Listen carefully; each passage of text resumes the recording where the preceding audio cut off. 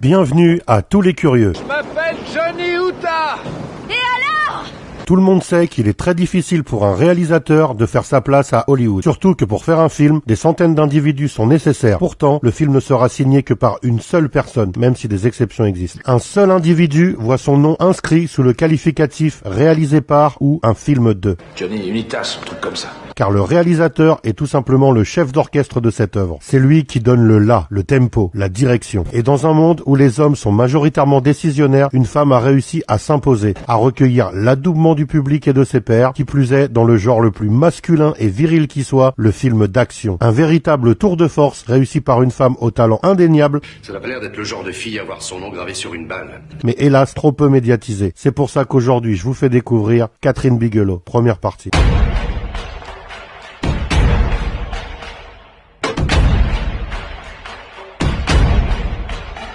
Kathryn Bigelow est née le 27 novembre 1951 à San Carlos, en Californie, et s'envole pour New York dès l'obtention de son diplôme de fin de lycée pour étudier le cinéma à l'université de Columbia. L'un de ses professeurs n'est autre que Milos Forman, réalisateur multi-récompensé de Vol au-dessus d'un nid de coucou et Amadeus entre autres. Elle réalise plusieurs courts-métrages puis se lance dans la co-réalisation de son premier long-métrage avec Monty Montgomery, The Loveless. Les deux acolytes co-signeront aussi le scénario. Pour son premier film en solo derrière la caméra, Kathryn Bigelow souhaite ensuite écrire et réaliser un western, mais elle se rend compte que le genre est tombé en désuétude. De plus, le genre horrifique est nettement plus en vogue. Elle décide donc de travailler sur un scénario avec Eric Red, qui s'était illustré l'année précédente en signant le script de Hitcher, un thriller avec Rutger Hauer, clairement inspiré par l'imagerie du western. Leur film s'intitule Aux frontières de l'aube en français et Near Dark en version originale. Il est sorti en salle en 1987. C'est l'histoire de Caleb, incarné par Adrian Pasdar, un jeune fermier de l'Arizona qui rencontre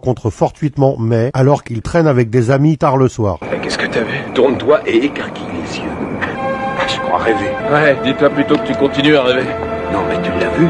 Pour rejoindre les amis de la jeune femme, il prend la route en pleine nuit dans son pick-up avec May à ses côtés. Soudain, May demande d'arrêter la voiture et sort pour écouter la nuit, la ressentir. Elle lui montre alors une étoile. Je serai là quand la lumière de cette étoile arrivera jusqu'ici, dans 1 billion d'années. Mais Caleb n'y fait pas attention, trop fasciné par elle. Ils remontent dans la voiture et s'embrassent, mais May le mord au niveau du cou avant de s'enfuir. Plus tard, il retrouve May qui l'informe que sa morsure l'a transformé en autre chose. À partir de maintenant, il devra tuer pour se nourrir de sang humain et devra fuir coûte que coûte les rayons du soleil. Pour mieux appréhender sa nouvelle nature, le jeune homme décide de suivre May et sa bande qui voyagent en camping-car. Outre la jeune femme à l'allure fragile, il y a Jess, le chef, interprété par Lance Henriksen, Severin, joué par Bill Paxton, qui est un chien fou, Et moi, je suis ton pire cauchemar. C'est vrai. Diamondback. joué par Janet Goldstein, qui semble être une femme vénéneuse et dangereuse, ainsi que Homer, un enfant de 13 ans qui est en fait bien plus vieux que Caleb. La bande originale est signée du groupe électro-rock allemand Tangerine Dream, connu pour son thème de la série Tonnerre mécanique, et apporte ce qu'il faut d'étrangeté à l'ambiance générale du métrage pour nous plonger dans ce monde fantastico-horrifique, très loin des clichés du genre.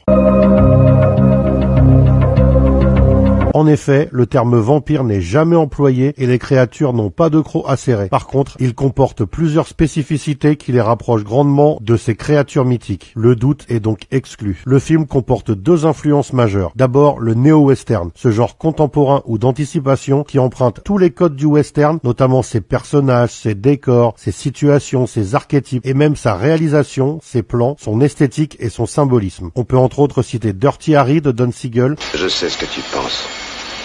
C'est 6 fois qu'il a tiré ou c'est 5 seulement? Si tu veux savoir, dans tout ce bordel, j'ai pas très bien compté non plus.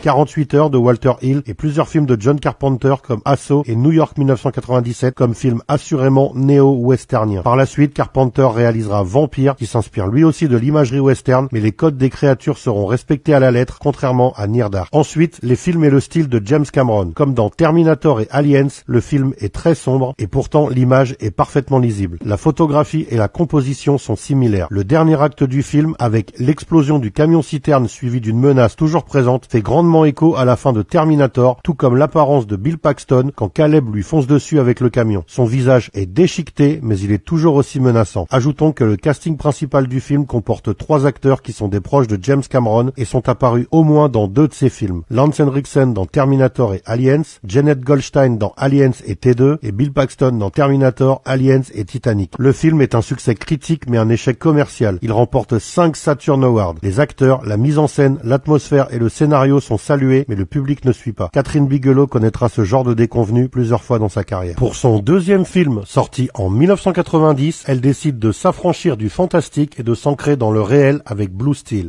Et je prends aussi engagement de m'acquitter avec loyauté de devoir d'un officier de police.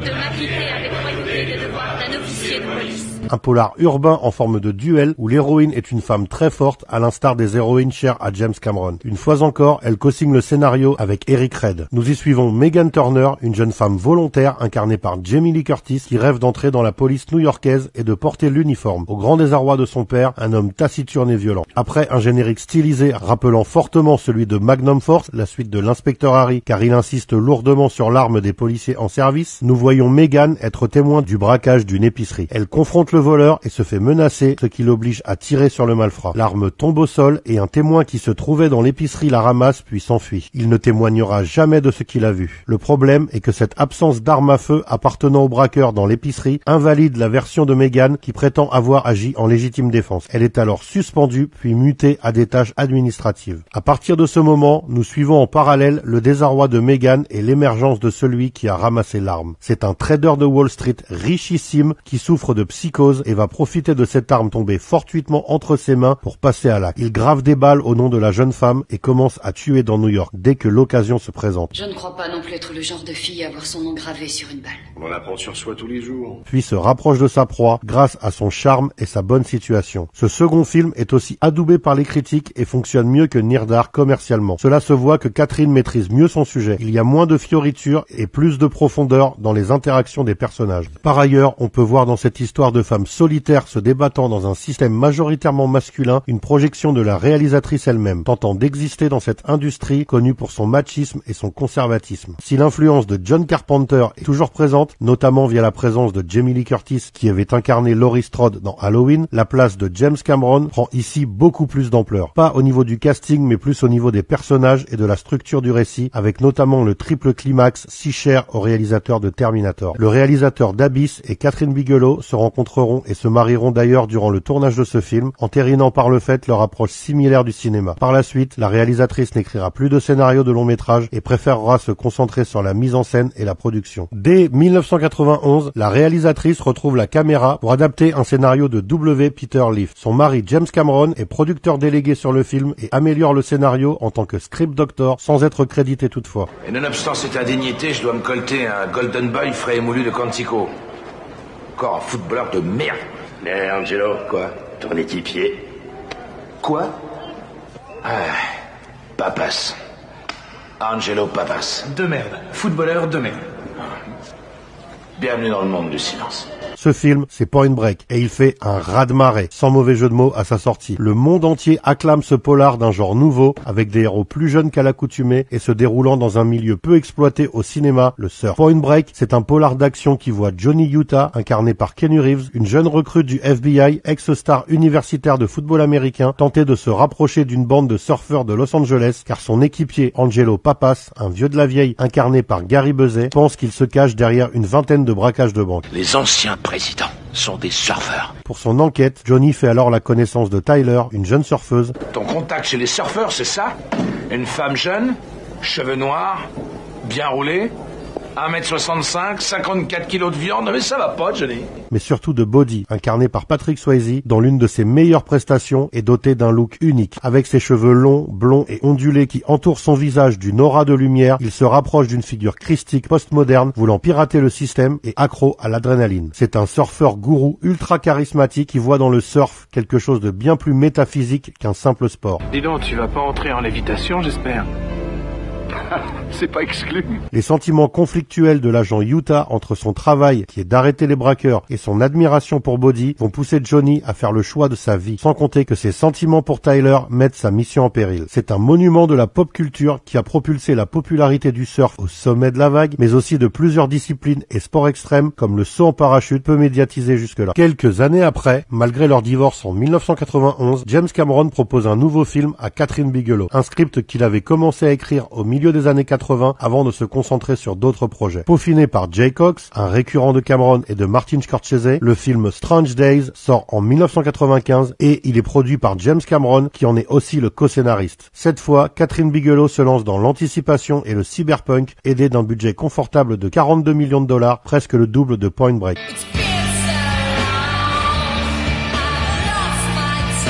Le film prend place quelques années dans le futur, à l'aube de l'an 2000, dans la soirée du 30 décembre 1999 exactement. Los Angeles est à feu et à sang suite à des émeutes causées par la mort d'un rappeur iconique et politisé, Jericho One, qui luttait contre les abus d'autorité et de violence perpétrés par la police de Los Angeles. Le film commence de la manière la plus immersive possible avec le braquage d'un restaurant chinois vu à travers les yeux d'un des braqueurs qui finit par mourir en tombant du toit d'un immeuble où il avait tenté de fuir. L'image coupe et nous nous rendons compte que Lenny Nero, le protagoniste principal de l'histoire, est en fait en train de visionner un enregistrement d'un type nouveau appelé playback. Via un casque connecté au cortex préfrontal qu'on dissimule sous une perruque, un bandana ou une casquette, il est possible d'enregistrer ce que l'on voit et ressent, comme le cardio ou l'adrénaline par exemple. À un moment donné, comme un braquage, un saut en parachute, le fait de faire l'amour avec plusieurs partenaires, etc. Tout est possible. Cette technologie est appelée Squid. Superconducteur à quantum d'interférence dirigé, Squid.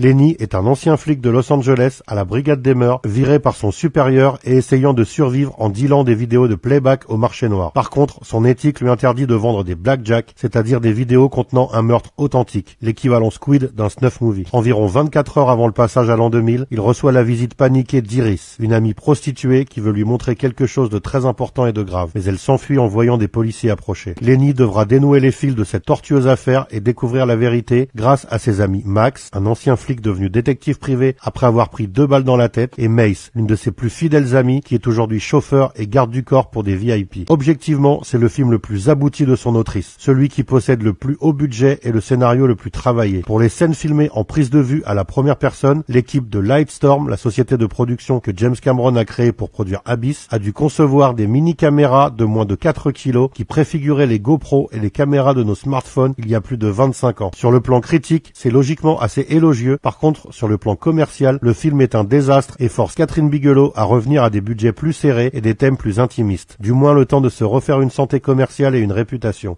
Avez-vous reçu mon signal ? 5 sur 5 sans distorsion. Et c'est ainsi que s'achève la première partie de carrière de Kathryn Bigelow. N'hésitez pas à liker si vous avez aimé, à laisser des commentaires et à vous abonner pour soutenir la chaîne. En vous remerciant, mesdames et messieurs, et n'oubliez pas, votez pour moi. À bientôt pour une nouvelle découverte, soyez curieux.